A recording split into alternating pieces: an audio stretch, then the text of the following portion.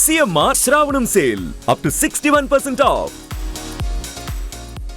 తర్వాత ఈ వెన్నెముక అంటాం కదా, అవును. బ్యాక్ బోన్ లేకపోతే దీని అంటాను కదా, దీన్ని ఎలా కాపాడుకోవాలి సార్? స్పైన్ ప్రాపర్ పోస్చర్, దాని ప్రాపర్ పోస్చర్ తోటి 90% ప్రాబ్లం తగ్గిపోతుంది. కరెక్ట్గా నిల్చుంటే ఇలా నిల్చోవాలి, బద్దలాగా ఇట్లా నిల్చోకూడదు. పోస్చర్స్లో స్లీప్ కూడా ఇంపార్టెంట్ కదా. మన డేలో 24 అవర్స్ ఉంటే దాదాపు 8 అవర్స్ సుమారు మనం మంచం మీద పనుకుంటారు కదా, దానికి కూడా ఏమైనా సైన్స్ ఉందా? ఏం లేదండి, బెడ్ ఫర్మ్గా ఉండాలి. చెక్క మంచం మీద పరుపు వేసుకుంటే చాలు. బెడ్ ఫర్మ్గా ఉండాలి, బెడ్ కిందకి దిగకూడదు. పాత రోజుల్లాగా నులక మంచాలు, మడత మంచాలు, నవ్వారు మంచాలు వేసుకోవాలి. చెక్క మంచం మీద పరుపు మామూలు దూది పరుపు అయిన చాలు. మెత్తగా ఉండాలి, ఫర్మ్గా ఉండాలి. ఫర్మ్గా ఉండాలి, మోర్ దాన్ 6 inches ఉండకూడదు.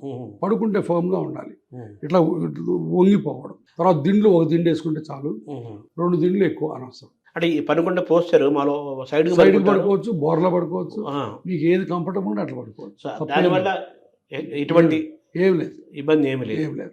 సో ఇప్పుడు అన్నా కదా, సర్జరీ నోసుకు కూడా చేసుకుంటున్నారు. ఇప్పుడు ప్లాస్టిక్ సర్జరీ వచ్చేసాయి కదా, దాన్ని ఈస్థెటిక్ ప్లాస్టిక్ సర్జరీ ఏదో అన్నారు, అది కూడా సైన్స్ పర్మిట్ చేస్తున్నారు. ఓ యా, వెరీ మచ్ అండి. ఈస్థెటిక్ ప్లాస్టిక్ సర్జరీ చాలా పెద్ద సైన్స్, వందల వేల మంది డాక్టర్స్ ఉన్నారు. ఓ 100%. సంఘం ఒక వ్యక్తిని నువ్వు ఇది చేయించుకోకూడదు, ఇది చేయించుకోకూడదు చెప్పడానికి లేదండి, అది ఆ వ్యక్తి ఇష్టం.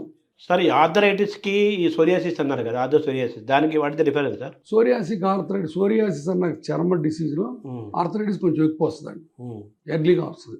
దాన్ని సోరియాటిక్ ఆర్థరైటిస్ అంటారు. తర్వాత ఈ ఎముకకి కండకి ఎముకకు అనుబంధం ఏంటి సార్? ఏముంది సార్, ఎముక అనేది మధ్యలోది, కండ అనేది దాని చుట్టూ ఉన్న స్లీవ్, ఆ రెండు పక్క పక్కన చాలా సహజీవనం చేస్తూ ఉంటాయి. జనరల్గా మన ఆర్థోపెటిక్ దాంట్లో ఉన్న అపోహలు ఏంటి సార్? జనరల్గా మీరు జనాలు చెప్పాలనుకున్నారు. ఏముంది, నెంబర్ 1 ఎముకలు కాల్షియం పొద్దు నుంచి తీసుకోవాలి చిన్నప్పటి నుంచి. నెంబర్ 2 ఇంపాక్ట్ యాక్టివిటీస్ ఉండాలి. ఓన్లీ కాల్షియం టాబ్లెట్ తీసుకొని పడుకుంటానంటే కుదరదు. మోకాళ్ళ నొప్పులకి ఎక్సర్సైజ్ చేయాలి. తర్వాత మంచి పోస్చర్ ఉండాలి, ముందుకు వంగి పని చేయొద్దు. ఇవన్నీ ఇంపార్టెంట్ విషయాలు. సార్, మీరు ప్రారంభంలో మెట్లు ఎక్కడమన్నారు కదా, ఇప్పుడు ఈ డాక్టర్లు ఏమో కార్డియాలజీ వాళ్ళు ఏమో ఎక్కమంటారు, మీరేమో ఎక్కదంటారు. ఎలా బ్యాలెన్స్? మెట్లు ఎక్కకుండా మామూలుగా బ్రిస్క్ యాక్టివిటీ చేసుకోవచ్చు. Walking is good for both heart and అన్ని బాడీలో ఉన్న అన్ని పార్ట్లకి మంచి ఎక్సర్సైజ్ ఇచ్చేది 2. ఒకటి వాకింగ్, 2 స్విమ్మింగ్. స్విమ్మింగ్ అందరికి అందుబాటులో ఉండదు, బట్ వాకింగ్ అందుబాటులో ఉంటుంది.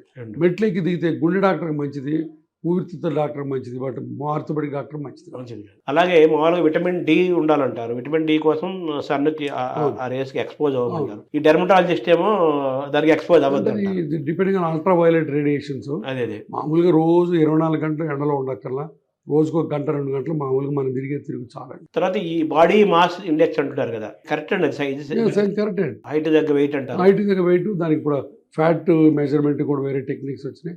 అవన్నీ కూడా సైంటిఫిక్గా కరెక్ట్. ఇప్పుడు మన ఆహార నియమాలు కానీ, మన జీవన విధానం కానీ, మన వ్యాయామం కానీ, యోగా కానీ, వీటన్నిటిలో బోన్స్ను మనం బాగా ఆరోగ్యంగా ఉంచుకోవాలంటే, ఏ వయసు వాళ్ళైనా ఉంచుకోవాలంటే మీరు చెప్పేది ఏంటి సార్? సింపుల్ ఎక్సర్సైజు, తర్వాత మంచి ఆహారం, ఆకుకూరలు, మిల్క్ ప్రోడక్ట్స్, వాకింగ్, రోజు జాయింట్లన్నీ నీట్గా మంచి మూమెంట్స్ పెట్టుకోవడం. అంటే మీరు చెప్పినట్టు కాల్షియం అంటున్నారు, మీరు కాల్షియం చాలా ఇంపార్టెంట్ అంటున్నారు బోన్స్కి. కాల్షియం ఆహారం మనకు వెజిటేరియన్, నాన్ వెజిటేరియన్, మిల్క్ ప్రొడక్ట్స్లో వస్తుంది, నట్స్లో వస్తుంది, తర్వాత రాగి జావా ఇట్లా వస్తుంది, డ్రై ఫ్రూట్స్లో వస్తుంది.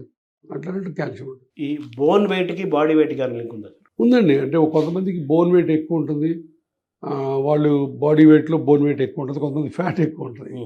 బట్ జనరల్గా మంచి ఎక్సర్సైజ్ చేసి చిన్నప్పటి నుంచి ఆరోగ్యకరమైన ఆహారం తీసుకోవడానికి బోన్ వెయిట్, బాడీ వెయిట్ సమతుల్యంలో ఉంటుంది. అంటే మామూలు మనం చిన్నప్పుడు ఇంటుండేవాళ్ళం పల్లెల్లో, ఇంట్లో వాడిది ఎముక బలము అంటుంటాం. సన్నగా ఉంటాడు, వాడి బలం ఎక్కువ ఉంటుంది. కరెక్ట్ అండి. ఇప్పుడు కూడా ఉన్నారు అట్లాంటి వాళ్ళు చాలా మంది. బేసికల్గా వాళ్ళు ఫ్యాట్ ఎక్కువ వాళ్ళకి డిపాజిట్ అవ్వదు, బికాస్ ఆఫ్ దర్ యాక్టివిటీ. కొంతమంది జెనెటిక్ ఫ్యాట్ వెళ్ళదు, ఫ్యాట్ ఎంత తిన్నా వెళ్ళదు వాడికి, ఎముకలు వాడి అదృష్టం. సార్, చివరికి వస్తే క్లైమాక్స్గా, as a doctor, as a human being, as a citizen, మీరు గతంలో కొంటే బాగా తగ్గిపోయారు, స్లిమ్ అయ్యారు, ఇంకా మీ ఏజ్ ఒక 10 ఏళ్ళు తగ్గించుకున్నారు. What is the secret sir? ఏం చేస్తారు, అది మేము చేయాలండి? ఏ లేదు, రైస్ బాగా తగ్గించానండి, కార్బోహైడ్రేట్ బాగా తగ్గించాను. Rice is the biggest culprit. నేను అందరికీ చెప్పేది అదే, సింపుల్ ఏంటంటే, మీరు లావు తగ్గాలంటే భోజనం దగ్గర కూర్చొని అన్ని కూరలు తినండి, రైస్ పక్కన పెట్టేయండి, ఒట్టి కూరలు తినండి, అన్ని కూరలు, ఏ కూర అంటే ఆ కూర తినండి. సాంబార్ తినాలంటే బౌల్లో పెట్టుకొని తాగండి, స్పూన్తో తినండి. ఆ అన్నం రైస్ ముక్క పక్కన పెట్టండి. ఒట్టి పెరుగు తీసుకోండి, కాస్త షుగర్ వేసుకొని, కాస్త సాల్ట్ వేసుకొని తినండి. సో రైస్ అక్కర్లా, మనకి రైస్ ఏంటంటే చిన్నప్పటి నుంచి అలవాటు అయిపోయి మీడియం ఆఫ్ ఈటింగ్. అది పక్కకు తీస్తే ప్రామిస్ యూ 1 yearలో 5 kgs తగ్గుతాడు. సరే మీ నాలుకని మీరు మెయింటైన్ దానికి ఆనందాన్ని ఇవ్వాలి. తర్వాత మనకి ఎన్నో ఏళ్ల నుంచి మన ప్రాంతానికి అలవాటు పడ్డ ఆహారము ఇది ఒకటి కదా, మరి దాన్ని ఎలా బ్యాలెన్స్ చేస్తారు? ఏముందండి, అన్ని తినమని చెప్పారు కదా, కూరలు అన్నీ తినండి. జీవ చేపలు ఏమో తగ్గించుకోవాల్సిన పని లేదు. నేనేమంటానంటే నాకు వంకాయ కూర చాలా ఇష్టం, దొండకాయ కూర ఇష్టం. నేను రైస్ లేకుండానే ఎంజాయ్ చేయగలను. అది రైస్ దానికి రుచి పెంచదు, మనకు అలవాటైంది చిన్నప్పటి నుంచి, అంతే పద్ధతి. తర్వాత రైస్ పెట్టుకున్నా ఇంత పెట్టుకోవాలి, కూర ఇంత పెట్టుకోవాలి. మనం ఉల్టా, మన సౌత్ ఇండియాలో ఇంత రైసు ఇంత కూర పెడతాం, తప్పు. రైసు నాకు ఓన్లీ పచ్చళ్ళకేనండి. మామిడికాయ పచ్చడి తినాలంటే, గోంగూర పచ్చడి తినాలంటే రైస్, అదొక్కదానికే, ఇంకా దేనికి అక్కర్లేదు. పచ్చళ్ళకే రైస్, పచ్చడి పప్పుకి అంతే. పప్పు కూడా అవసరం లేదు, పప్పు కూడా మామూలు తినే రోటీలు సరిపోతుంది. సార్ మీరేం చేస్తారు సార్? మీ మామూలుగా నేను అదే రైస్ బాగా తగ్గించాను. పొద్దున్న లేచినప్పటి నుంచి రాత్రి పడుకునేంత వరకు నేను మిమ్మల్ని మీరు ఎలా చాలా తక్కువ తింటాను. ఇప్పుడు వర్క్ చేసినప్పుడు సాలడ్ కానీ లేకపోతే కొంచెం స్ప్రౌట్స్ కానీ తింటాను. తర్వాత రాత్రి ఇంటికి వెళ్తే 6 o'clock నేను మావిడ 6 o'clock భోజనం చేస్తాం. జొన్నను తింటున్నాను ఈ మధ్య. జొన్నలు నాకు బాగా ఇష్టం. చిన్నప్పుడు మా అమ్మమ్మ ఒళ్ళు తినేవాడిని, అది ఈ మధ్య అడిగితే ఫ్రెండ్స్ పంపించారు. ఇప్పుడు జొన్న రైస్ బదులు జొన్నను తింటున్నాను. పెరుగులో కూడా జొన్నను తింటున్నాను. చాలా బాగుంటుంది నాకు పర్సనల్గా. So simple. అందుకని ఇప్పుడు నాకు ఒక్క వీక్నెస్ స్వీట్స్, బట్ ఆ స్వీట్స్ తగ్గించాను, అప్పుడప్పుడు తింటుంటాను. అంటే మన ఆహారం టైమింగ్స్ కూడా ఇంపార్టెంట్ కదా. టైమింగ్స్ చాలా ఇంపార్టెంట్, చాలా ఇంపార్టెంట్. బ్రేక్ఫాస్ట్ అవాయిడ్ చేయొద్దని కొంతమంది అంటారు. అవునండి, అవాయిడ్ చేయక్కల పని లేదు. సింపుల్ బ్రేక్ఫాస్ట్ చేయొచ్చు, లేదంటే ఇంటర్మీడియట్ ఫాస్టింగ్ అని ఇప్పుడు కొత్తగా వచ్చింది. కొత్తగా రాలేదు, ఎప్పటి నుంచో ఉంది.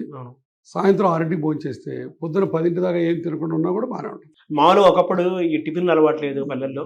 పొద్దున్న ఒకవేళ కొంతమంది ఏదో చదువుకున్న వాళ్ళు, కొంతమంది ఏదో కరణం గారు అంటే కాఫీ తాగేవాళ్ళు, 11 గంటల లోపలికి వెళ్ళి భోజనం చేసేవాళ్ళు. సాయంత్రం 3-4 అప్పుడు ఏదైనా కాఫీ ఏదైనా స్నాక్స్ తినేవాళ్ళు.